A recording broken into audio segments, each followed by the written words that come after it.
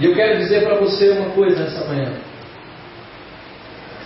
Tem você empreendido as batalhas de Deus? E tem você perguntado a Deus qual é a vontade dEle a respeito dessas batalhas?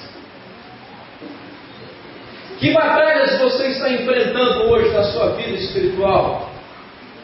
O mesmo na sua vida material e outros aspectos da sua vida. Está você lutando sem perguntar a Deus? Pergunto ainda, tem você uma mente sensível para entender qual é a vontade de Deus a respeito das batalhas que você deve empreender? Irmãos, Davi sabia o que estava falando. Eu quero convidá-los a ir ao livro de 1 Samuel, deixando aí, é claro, marcado o Salmo 121. E nós vamos entender exatamente o momento, vamos ao momento em que Davi escreveu esse salmo. Na realidade, 1 Samuel capítulo 23, Davi escreveu esse salmo quando entendeu que mesmo que não era rei, deveria defender a cidade de Keila, que estava sendo sitiada pelos filisteus, que estavam roubando toda a plantação. E Davi, no capítulo 23, versículo 1, toma algumas atitudes, acompanhe. Foi dito a Davi: eis que os filisteus pelejaram contra Keila e saquearam as ilhas. Olha o versículo 2, que serve como base para a nossa vida espiritual. Consultou Davi a quem? Ao Senhor, dizendo: irei eu e ferirei esses filisteus? Respondeu o Senhor a Davi: vai, e ferirás os filisteus e livrarás aquele.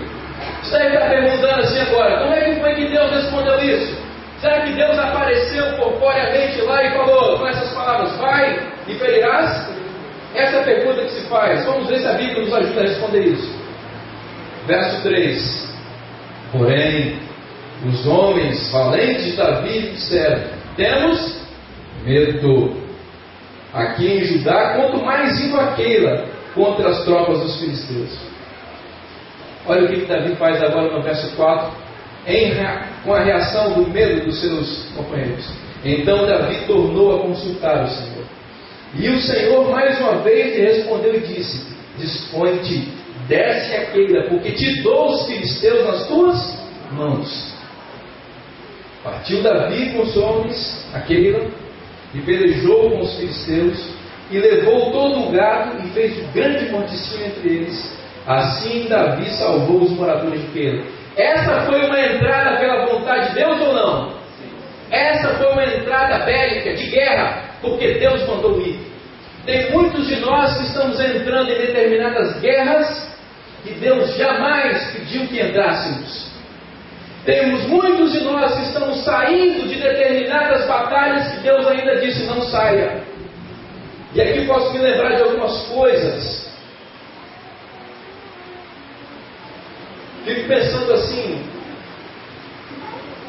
quando um jovem começa a se enamorar de uma moça, irmãos, é uma batalha isso, viu?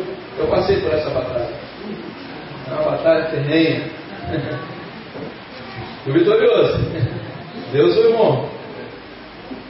Senhor, devo entrar nessa batalha?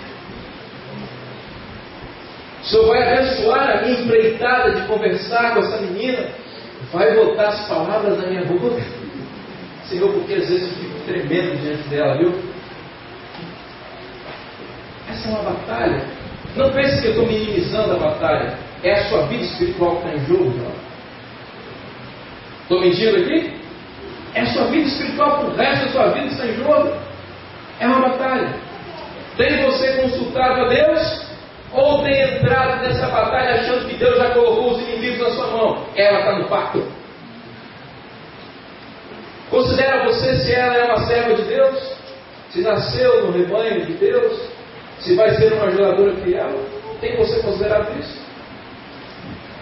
Fico pensando, depois, anos lá na frente de casamento, o cônjuge começa a falar assim: O casamento está no inferno. É uma luta todo dia. É um leão por dia. Está na hora de sair dessa batalha. Está na hora de sair da batalha. Vou abandonar a guerra. Eu acho que Deus quer que eu saia. Deus quer que você saia? Perguntou isso você a Deus?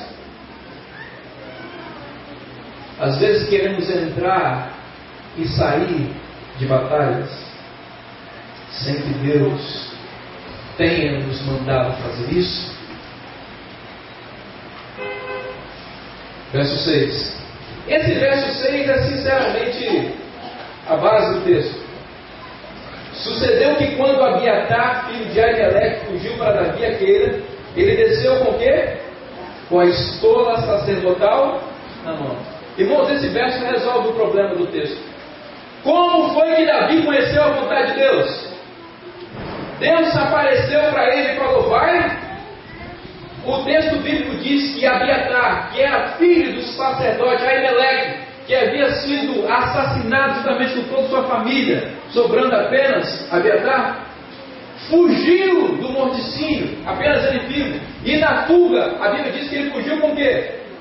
Com a estola sacerdotal. E o que isso quer dizer? A estola sacerdotal era a roupa do sumo sacerdote.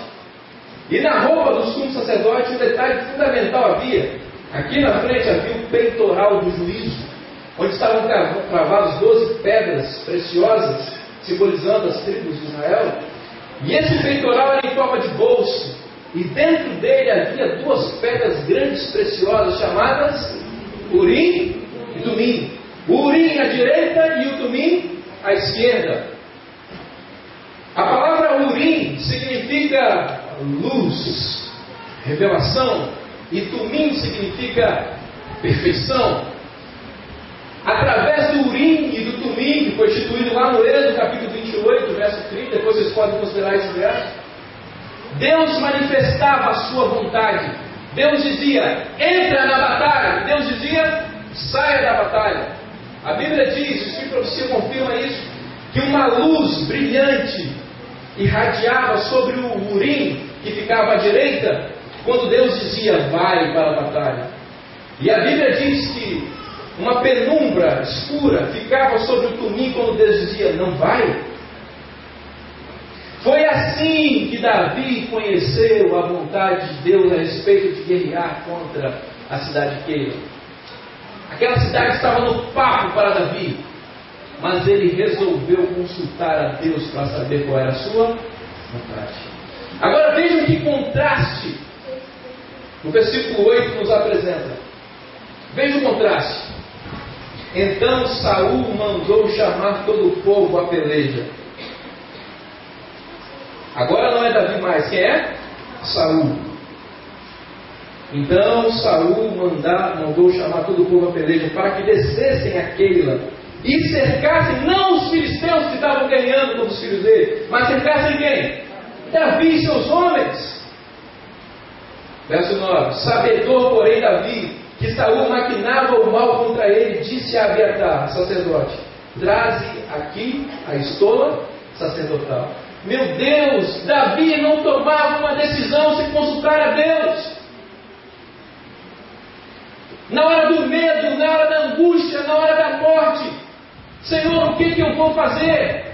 Por que nós insistimos em tomar decisões sérias na nossa vida por nossa própria conta? Por que não basear as nossas escolhas no assim diz o Senhor? Por que não basear nossas escolhas no Urim e no Tumim, que hoje Deus nos deixou, que é a sua sagrada palavra? Amém, Senhor. Vamos seguir o conselho de Davi. Orou Davi, verso 10. Ó Senhor Deus de Israel, teu servo ouviu que Saul de fato procura vir a Queila para destruir a cidade por causa de mim. Olha o verso 11. Entregar-me-ão os homens de Queila, a cidade que ele estava ajudando a salvar, nas mãos de Saul. Descerá Saul como teu servo ouviu. Ah, Senhor Deus.